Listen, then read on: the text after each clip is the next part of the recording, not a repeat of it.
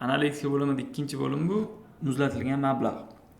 Muzlatilgan mablag' nima degani? Bu bizni skladimizda yoki do'konimizda muzlab yotgan mahsulotlarni sotilmasdan ishlatilmayotgan mahsulotlarni muzlatilgan mablag' qilib o'zi analitika, kompyuter analitika qilib hisoblab beradi bizga.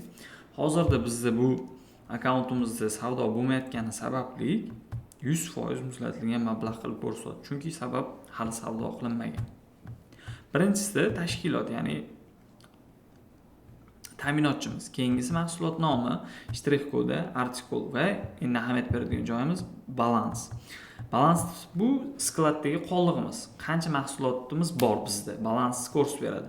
Normativ qolliq kuniga qancha miqdorda bo'lishi kerak? Kunlik o'rtacha miqdor.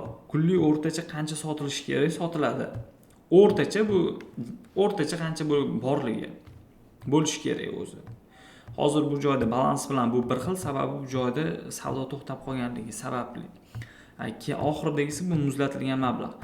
Shu mahsulotimiz qancha mablag'ni muzlatib yotganini ko'rsatib beradi bizga. Hozir mana Ideal 4500 mahsulotimiz 40.625.000lik mahsulotni muzlatib yotibdi va bu joyda qancha mablag'imiz muzlab yotganini ko'rishimiz mumkin. 100% mablag' bizda muzlab yotibdi. Tepada jami summa bu muzlatilgan summa. Bu joyda to'liqligicha bizda hamma narsa muzlab yotibdi. Xuddi shu tartibda bo'ladi. Savdo qilishni boshlagandan keyin, misol uchun shu akkaunt bu joyda jami summa shu ko'rinishda qoladigan bo'lsa, muzlatilgan summa kamayib boradi. Shuncha miqdorga foizlari ham kamayib boradi.